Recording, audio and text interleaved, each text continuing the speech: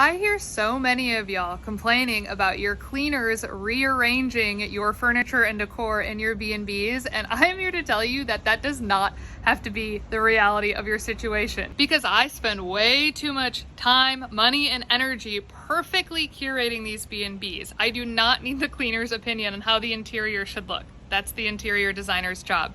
And you don't want your guests to see a picture of how the bedroom should look, and then they get there and it doesn't look anything like the photos because your cleaners decided to play interior designer for the day.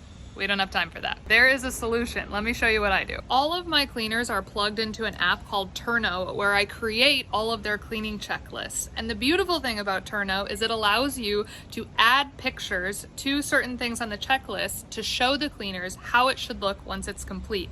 And beyond that, you can have it request that they take a picture when they're complete to show you that what they did matches the picture that you provided. And if you're struggling to find a cleaner that has Airbnb experience, you can get on Turno's cleaner marketplace and you can look at several cleaners in your area that have experience cleaning B&Bs. It is such a time saver for me. And anything that allows my business to have more consistency and saves me more time, you know I'm a fan of. If you're not using Turno in your B&B business, what are you doing?